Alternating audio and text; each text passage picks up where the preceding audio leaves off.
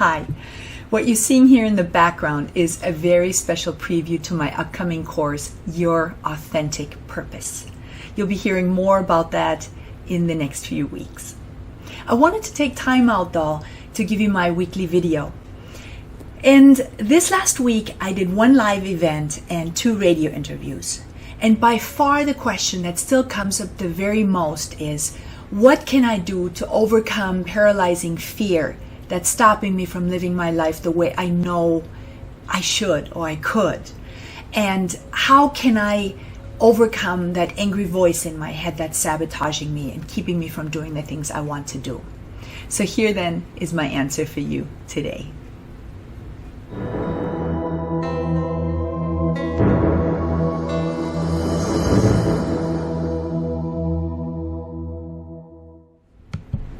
So for those of you who asked the question, I want to congratulate you. Just the fact that you're hearing the angry voice, that you're feeling the fear, and that you're asking the question means that you're doing great. You're doing better than the majority of people out there. The fact that you're uncomfortable means that you're growing, that you're on the right track towards a freedom and a happiness you can't yet fathom.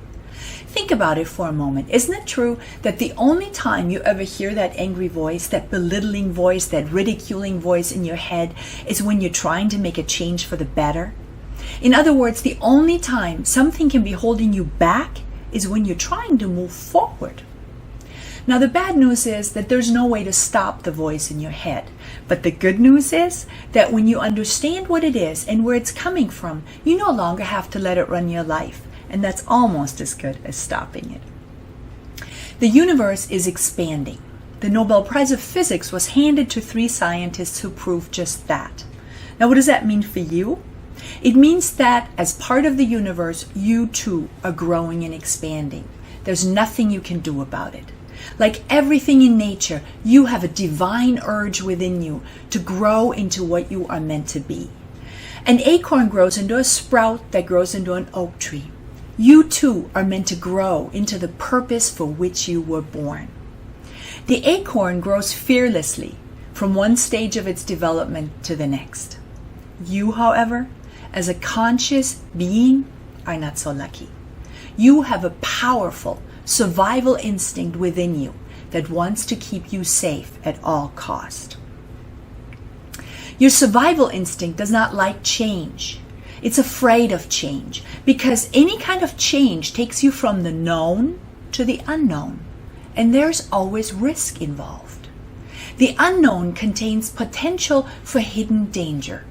So the survival instinct will always try and stop you from moving forward, and it does so by playing on your subconscious buttons. It knows your insecurities and your idiosyncrasies better than anyone because it lives inside your head. So if calling you a loser or a slob won't work, if all else fails, it will simply paralyze you with fear. Anything to keep you from moving forward. But move forward you must. You can't step outside of the universe. And so most people live in a terrible conflict. They can't stay and they can't go. Staying where they are goes against their very nature. But they're too paralyzed to move forward. But haven't you had the experience that every time you break through and grow, the formerly unknown has become the known? There was a time when you didn't know how to ride a bike or how to drive a car. You were scared when you had to learn, but now it's second nature to you. There's only conflict as long as the new thing you want to do has not yet become part of your comfort zone. The moment it becomes part of your comfort zone, the fear lets up. The survival instinct shuts up without any great fanfare. You cannot turn off the survival instinct, nor would you want to. Its job is to warn you when you are moving towards a legitimate, dangerous situation. So how can you know when to listen to your survival instinct or when to move forward? Think of the end result. Where do you want to be and how will it feel and be when this thing that you want is completed? When the divine urge within you inspires your dreams and desires, you will feel good. When you are moving towards that which you are born to do, it feels joyous and harmonious and passionate. When, however, you want to make a change that's not in harmony with your being, when it arises maybe from self-condemnation, it'll feel bad. But if the end result excites you, then go for it, even if the thought scares the pants off of you. Know that the voice in your head is just trying to keep you from stepping into the unknown. It will let up once you get there.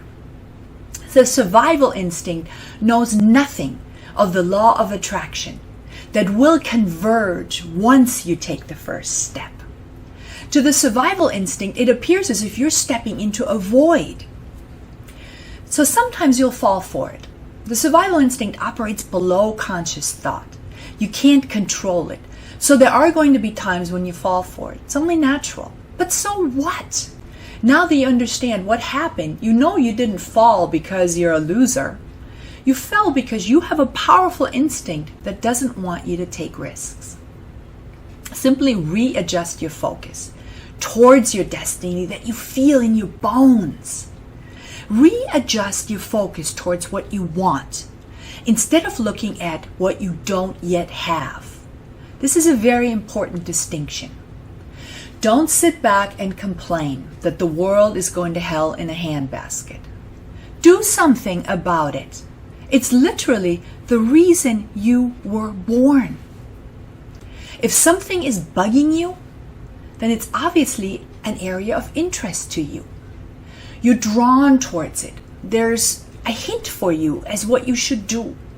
In fact, it means that nobody could do it better.